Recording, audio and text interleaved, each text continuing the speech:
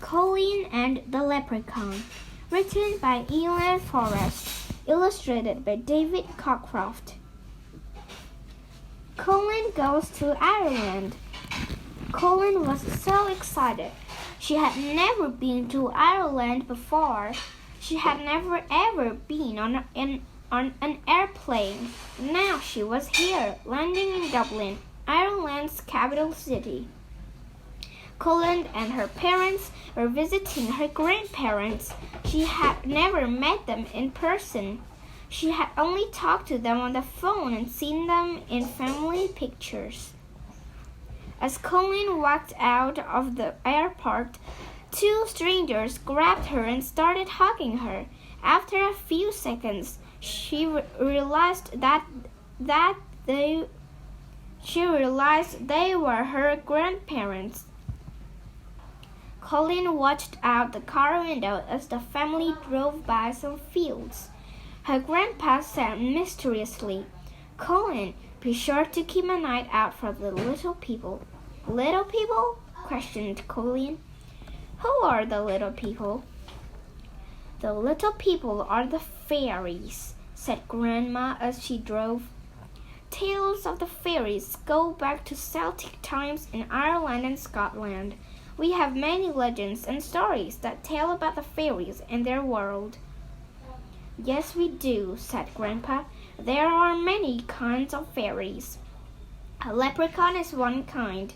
He looks like a small old man. He is not friendly, lives alone, and spends most of his time making shoes." Collen had heard about leprechauns before. "One of the great things about leprechauns," continued Grandma, "is that each one keeps a pot of gold. If you find a leprechaun, don't take your eyes off him," Grandpa warned. Legend says that if you keep your eyes on him, the leprechaun will have to take you to his treasure," Grandma continued. "A long, long time ago," Grandpa said, "a man named Jack Fox found out that leprechauns could be tricky fellows." "Tell me about Jack Fox," said Collen. Grandpa began to tell the story. Jack Fox and the Leprechaun. Jack Fox was walking along the road when he heard a sound in the hedgerow.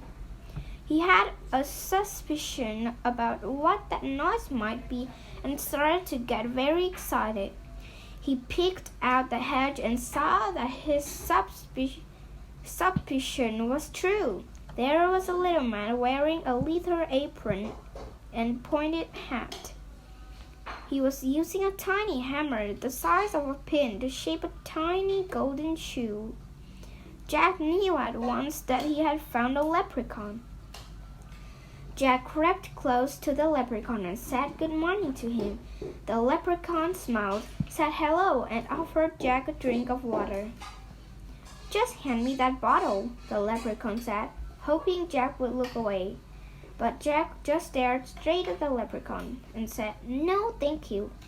They talked for a while. The leprechaun tried many ways to trick Jack into looking away, but Jack wasn't fooled. Jack demanded that the leprechaun take him to a pot of gold.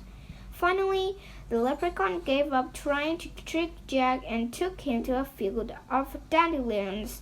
He showed Jack the flower that the treasure was buried under, but Jack did not have a shovel. Jack used one of his socks to cover the dandelion and mark the spot. Then Jack went home to get a shovel. When Jack came back, every dandelion in the field had a sock on it. He never did find the sock that marked the buried pot of gold. Jack carried the socks home and told his wife what happened. She said that at least he would not need new socks for a while. Then they both started laughing. Collen and her parents started laughing too. "Imagine a field full of socks," exclaimed Collen. "What a funny story." Collen could see that she was going to like learning about Ireland from her grandparents. This would be a great visit.